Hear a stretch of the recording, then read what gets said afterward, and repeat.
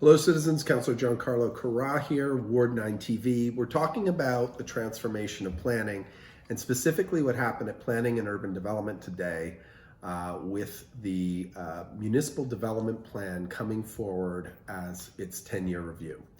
So first off, what is the Municipal Development Plan? The Municipal Development Plan is the major plan guiding the future of Calgary. In Calgary, it's a 60-year plan, and this is the 10-year review. It was passed in 2009. We started working ahead of 2019 on the 10-year review, and we're getting it over the finish line here in 2020 into 2021.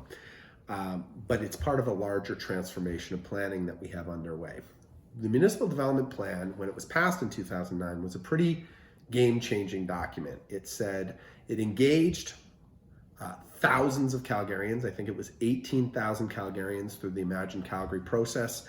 It was the largest at the time municipal engagement of citizens on a question of what they want their city to be in the history of the world. It's subsequently in the last 10 years been overtaken by other engagements, but it really set the bar for talking with citizens about what they wanted their city to be over the next 100 years.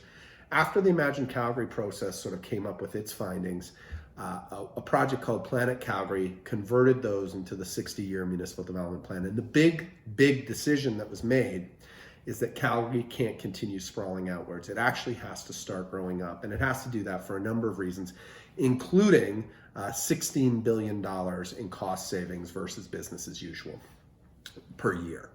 And so what was eventually decided on was this plan to talk about a city that grows up rather than sprawls out, a city of complete communities, which I call great neighborhoods.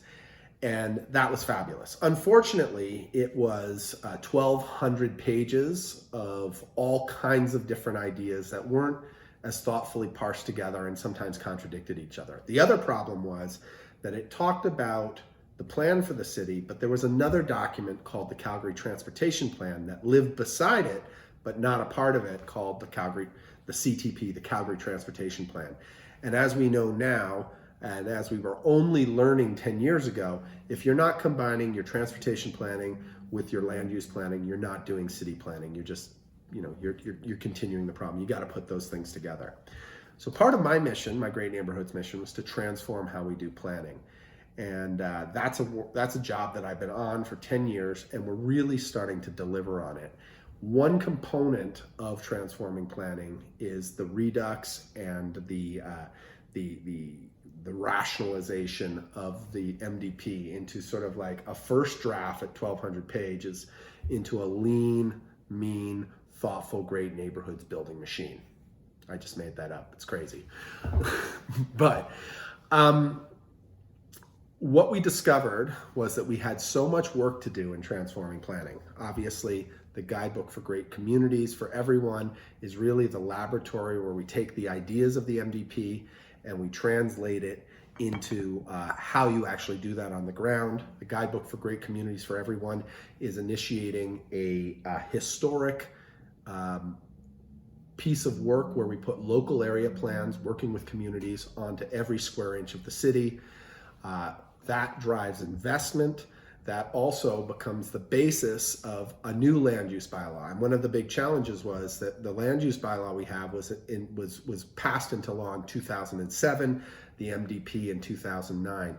The MDP, the Municipal Development Plan, was looking forward. The land use bylaw was looking backwards, and those two things together build our city, and they were not talking to each other. And so transforming planning is really about bringing under the envelope of the Municipal Development Plan, the actual plan to do that on the ground, the best practices in a refined way through the Guidebook for Great Communities, local area planning, investment streams to actually build neighborhoods and main streets and parks and transit, and then also the land use bylaw, which is the force of law that the city has to actually achieve those things, putting them all together. It became clear as we started to do the MDP Redux that we were not going to be able to have the staff time or the bandwidth to bring the MDP down into this lean and mean document. So the joke is that the MDP is leaner, but it's still got a dad bod. Its trophy wife is the Guidebook for Great Communities for Everyone.